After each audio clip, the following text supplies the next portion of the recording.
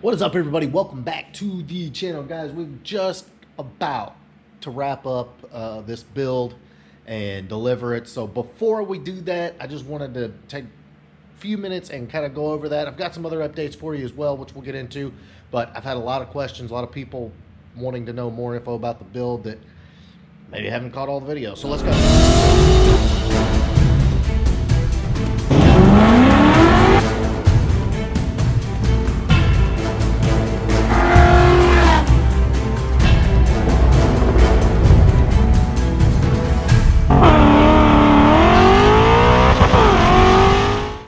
All right, guys, so the deal with this car, the questions I've been getting is what does it take? How hard, how difficult is a build like this? And, you know, essentially everything on the underside of this car is brand new. Literally, guys. It's, which, you know, is pretty much what happens, you know, with my car and, you know, Dover's car, Alex's car. You pretty much change everything. The rear end has been built, the suspension, the brakes, the exhaust, the fuel system, even the tank. Everything is different. You know, the transmission, the drive shaft, it's all been changed. It's a big job, and it takes a lot of time, and there's a lot of parts chasing and getting everything together. This build, you know, something like this is probably not for everyone because you can't really do a swap like this in pieces. It's something that, you know, the engine requires this, the transmission requires that, you know, the power requires the suspension, and, you know, so it's not like you're gonna sit there and do this, you know, like you're gonna bolt on, you know, aluminum underdrive pulleys or headers or things like that. You know, this is pretty much one of those deals where you gotta come off the hip all at once. But with that being said, once this car is done, it's done. Like, there's literally really nothing you need as far as, you know, performance. I mean, everything is done. Literally, it's all there. All right, boys. So just, you know, if you are new to the channel and you haven't been able to follow the build, just real quick, this is a 2017 Coyote engine, Gen 3 Whipple supercharger.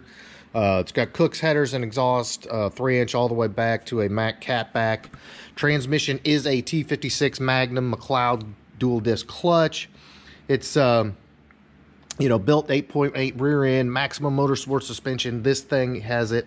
It's all there. You know, I mean, the suspension, the drivetrain, everything is done. And you know, so when I get questions, well, can I do it in pieces and parts? You can, but you know, you pretty much need everything. Everything kind of goes in sequence to make a build like this possible. So what I would do if you're seriously considering doing something like this, and obviously, you know, we're all budget guys, you know, start stockpiling parts, put them in a corner, put them in your closet, you know, corner of your garage, and make it happen. Because this car, when it's, you know, out driving, taking this car to a show, it is going to attract amazing amount of attention. It's going to be an extremely fun car to drive. But it also has all the creature comforts. It has air, it has power steering. It, you know, it's comfortable inside. It still has power windows, got a nice stereo system. This is the ultimate cruiser right here. And not only that, but it's got 800 horsepower, which, you know, actually a little bit more to the tire. We'll know soon when the dyno numbers come in. But I mean, you really, guys, you can't ask for more in a car, and it's definitely the ultimate cruiser. All right, guys, the question about complexity has come up a lot. How hard is this? There's a lot. Let me run you through a few things. Of course, you have to wire up the engine swap, which is the control pack and all of that. You got to hook up the Dakota digital cluster. This car has an MSD two-step on it. It has a fuel system that has 3 pumps. 3 pumps. 340 pumps. That required wiring. There's a lot. And you also had to wire the intercooler for the supercharger. I mean, there is a lot there. This was not just nuts and bolts. This required quite a bit of ingenuity to make happen. You can even see, like, how Dover covered the wires with this with the sheathing and stuff like that. All the MSD two-step wires hidden right there. I mean, that's next level, y'all. It's very nice. And not only that, But, and I've said it a million times, putting 5 pound, 10 pounds worth of stuff in a 5-pound bag, figuring out how to make all of this work and fit in this small location was a massive undertaking. And, didn't necessarily want this here or that there, but you also have to have them accessible as well. So, yeah, it was a challenge. The supercharger added a lot of plumbing. It added the tanks. It was fun, to say the least. And then, of course, you have the whole accessory drive system, which you have to work around for the power steering and the heater hoses and, wiring and plumbing and lines and everything else. So, yeah, definitely a job. It's not something that nobody can't do. It's not, it isn't rocket science, but it is complex, requires a lot of thought and a lot of time, and definitely helps to know what you're doing. Oh, the truck that Alex is building, the new Lightning, is coming together, and I got to show you some of the progress. Boom! Look at there, boys. Yes. All we're waiting on, y'all, now is the cab. Again, the weather has not been cooperating. Everything is done. As you can see, all the plumbing is there. I mean, it's ready. And also got the JLT cold air and the Ford Racing Cobra Jet intake, the monoblade throttle body, and the painted cam covers. This has been a lot of work, and Alex and I kind of work on different schedules, so I haven't been able to get a lot of the progress while he was here working on it. But guys, you can see we got brake lines, we've got evap system, fuel system. It's all there. He's even been cleaning on the frame, which is all nice and shiny and clean. So, telling you guys, this is going to be a super cool truck. The CJ intake is just temporary. There will be a supercharger coming soon. But obviously Alex has got to kind of recover from the build a little bit before go dropping quite a bit more into it. All right, guys. I know it's been a minute. It's been a lot happening with the F100. Check it out real quick. This is the 4-link setup. It has been knocked out. It's guys, this is a huge process. All of this was hand built. I can't even remember his name, but got here locally, did all this fabrication, and got the 4-link. And it looks absolutely freaking amazing. Here's the next thing.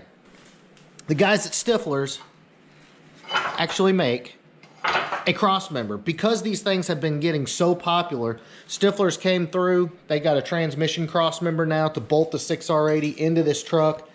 Absolutely made this 100% easier. Now we don't have to fabricate them out. So if you're building one of these old school trucks, or even one of the newer trucks, Stifler's has your transmission cross member. Hit them up. All right, y'all, moving forward here. The mounts for the lower A-arms are done. A little bit of extra bracing right here in the frame where the engine's going to go. Super cool. And of course, a little more grinding on the frame, just trying to clean everything up. You can see the bracing right here. But again, if you're new to the channel, this is the Crown Victoria front end. Gonna look absolutely wicked. Can't wait to see this thing done. All right, boys, and here is the engine for the truck. This is the one you saw. We went and picked it up, and you're probably wondering why in the world we've got it taken apart. This is a Gen 2 truck engine, but putting Gen 2 Mustang cams in it, and which also, it would be back together, but also had to do the phasers as well. So we ordered up some phasers from Eric over at Midway Mustang, got those on the way. So as soon as those come in, this thing will be ready to rock and roll. So if you are trying to run a Gen 2 truck engine, the phasers are not compatible with Mustang cams. So we do know that, even though there's not much other information we can get about these Gen 2 engines. But this is the engine. It will have the 11 to 14 Mustang manifolds on it. And of course, the Boss 302 intake. So this thing actually will be started assembly very shortly. As soon as the rest of the rear suspension is done, the front is already done. So you'll get to see this bad boy moving very soon.